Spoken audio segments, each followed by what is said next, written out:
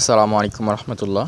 আমাদের গত ভিডিওতে আমরা দেখিয়েছিলাম যে আমাদের পূর্ব পশ্চিমের যে গেট বিমগুলো ছিল সেগুলোর রড বাঁধার কাজগুলো হয়ে গেছে আলহামদুলিল্লাহ।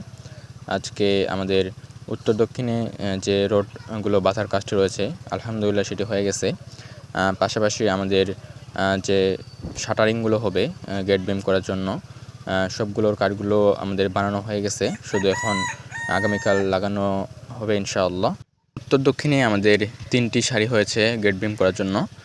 প্রথমটি হচ্ছে আমাদের যেটা ঘরের মানে পশ্চিম দিকে থাকবে, একটা মাঝে অর্থাৎ আমাদের ঘরের শেষ প্রান্তে, এবং আমাদের আরেকটা যেটা হচ্ছে আমাদের বারান্দার শেষ প্রান্তে।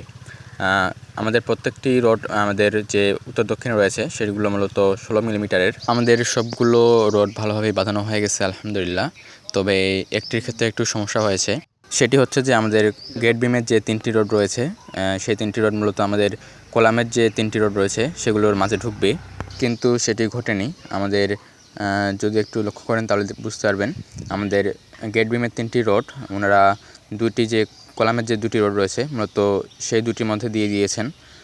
আমরা ওনাদের জিজ্ঞাসা করছিলাম যে এটা কেন হলো, তো ওনারা বলেন যে আমাদের কলামটি একটু বাঁকা রয়েছে, এজন্য এরকম হয়েছে। আর যদি আমরা 3টি রডের মাঝখানে দেই তাহলে আমাদের গেট বিমটি আমাদের যে নিচের গাঁথনি রয়েছে সেটা থেকে বাইরে চলে যাবে, তাই এটি আমাদের এভাবে রয়েছে। আর আমাদের যে ইঞ্জিনিয়ার প্ল্যানটা দিয়েছিলেন সেখানে আমাদের মাঝে অর্থাৎ আমাদের ঘরের মধ্যে কোনো গেট বিম ছিল না, তো ওনারা আবার দুই দিকে 2টি গেট বিম দেন। আমরা ওনাদের জিজ্ঞাসা করি যে এটা কেন দিলেন, তো ওনারা বলে যে টানা দেওয়ার জন্য। তো পরবর্তীতে আজকে আবার আসে দেখি যে এক পাশের ইটগুলো ওনারা উঠে ফেলেছেন, অর্থাৎ এক পাশে দিবেন না হয়তো।